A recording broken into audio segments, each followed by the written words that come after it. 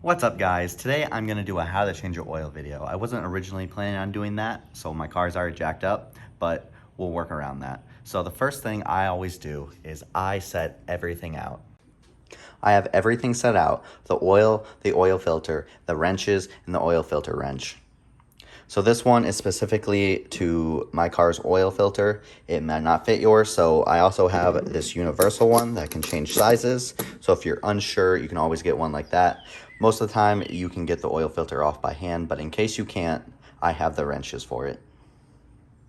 The next thing you're going to want to do is jack the car up. Like I said, I already have the car jacked up, but I'm going to show you how to do that and anything you might need. So the first thing you're going to need is obviously a jack.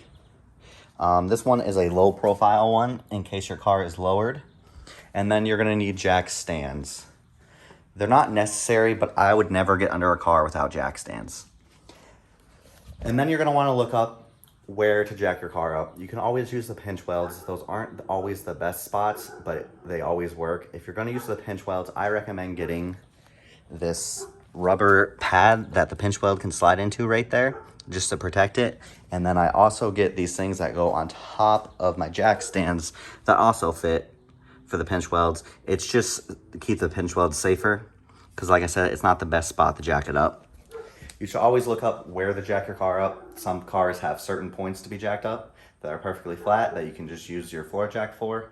But like I said, you can always use the pinch welds, but I recommend getting these, and I'll put a link down below so you can get these exact ones if you want. So like I said, I already have the car jacked up. I have it on the pinch welds, but if you're gonna jack the car up, I would jack it up farther back than where you're gonna put the jack stands, and then put the jack stands as close as you can to the front wheels. And I'll get it as high as you want. Obviously, you need enough room to crawl under it, but you can make it as high as you want or as low. As long as you can fit comfortably, it doesn't matter. One last thing before we go under the car, I forgot to mention, is you're gonna want an oil drain pan. It doesn't matter how big it is, as long as it's big enough to hold all the oil that your car has. So I have this one, I think it's about 10 quarts, and that's plenty big enough because mine only holds 5.5. So we're gonna slide that under, grab our wrenches, and I'll show you what you do next. All right, so we're under the car. I brought all the wrenches I'm gonna need so I don't have to get back up. But your oil pan and your drain plug aren't normally too far back, and they're normally pretty easy to spot. So you're just gonna loosen this slightly until you can start loosening with your hand, and then I'll pick the video back up and tell you what you need to do from there. Once you've loosened it and you can move it by hand, you wanna line up your oil pan so you don't spill any, because oils will stain your garage floor. And you wanna start unscrewing it. And when you get close to the threads being out, you wanna start putting pressure towards the oil pan so no oil can get out. And then if you do it just right, you should be able to pull the plug away without getting any oil on your hands. So we'll see if I can do this, because I only have one hand.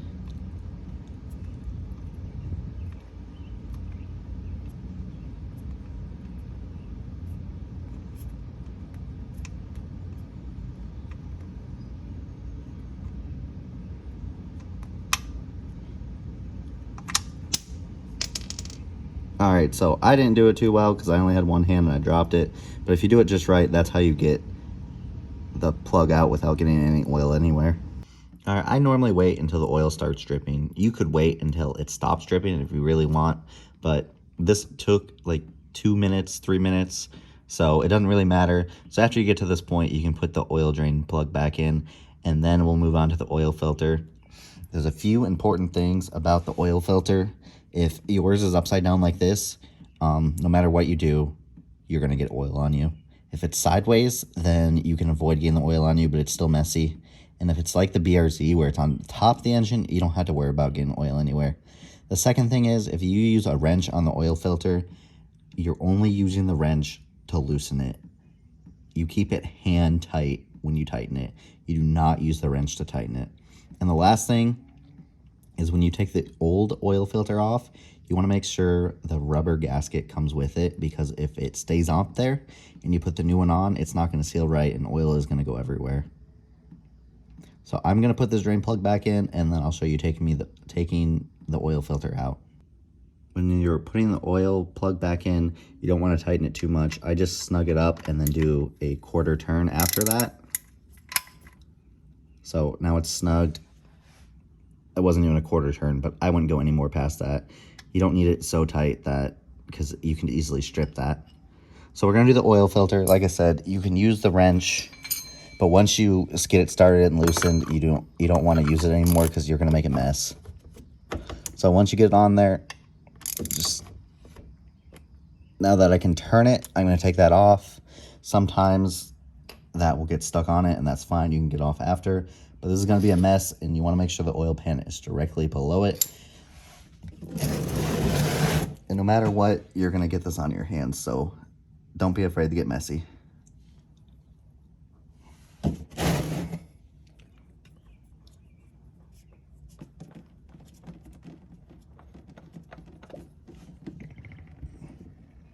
All right, and as you can see, I got it all over my hands just because it just starts pouring out.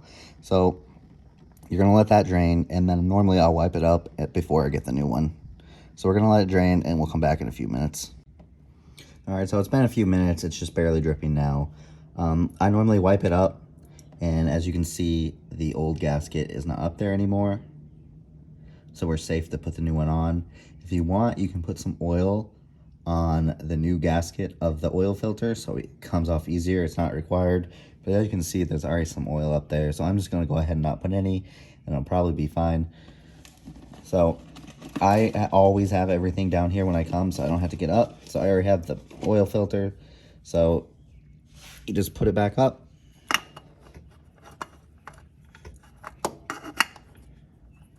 You wanna make sure you don't cross thread it.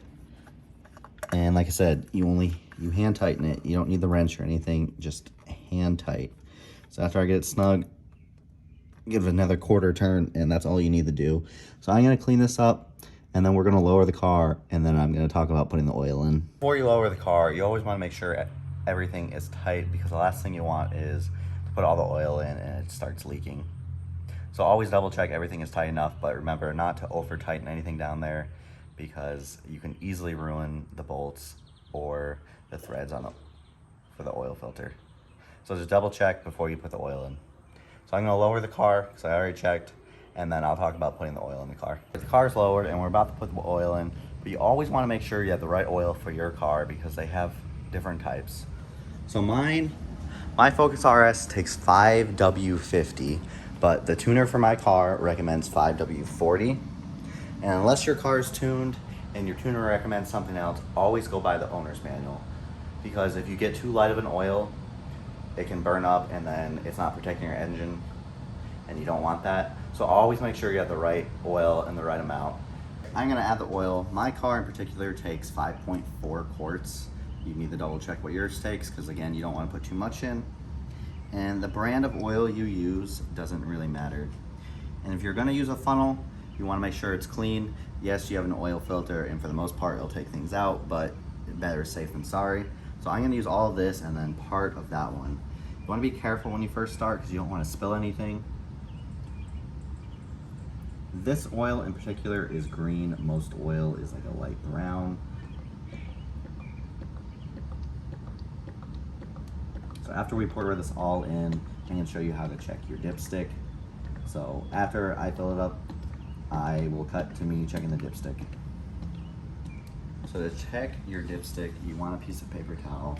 You're gonna take it out, and then you're gonna wipe it down. And then you're gonna put it back in and see where the oil is on your dipstick. All right, I don't know if you can really see it, but there's oil between the two holes in the hash area, about where it's supposed to be. So from here, you tighten everything up. I like to run the car for a little bit and then let it set. Maybe go for a quick drive if you're for sure it's in the area it needs to be. And then, like I said, let it sit for a few minutes and then check again.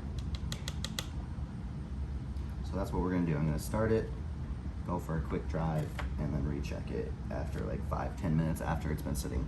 So after I drive, I'll pick it back up. So I accidentally didn't drive it. I just started it and gave it a few revs and then shut it off. Waited a few minutes, and then I checked it again. And I actually needed to add a little more. It was on the lower side. So that's why you always want to double check. Because like I said, You don't want to have too much or too little. You could damage your engine either way. So it's always better to double, even triple check, because it's a lot easier a few minutes or thousands of dollars at the dealership, a mechanic to replace your engine. Alright guys, and that's how you change your oil. If you have any questions, comment them down below and I'll answer any of them. Like I said, everything I used, I'm going to put links in the description in case you want to buy them.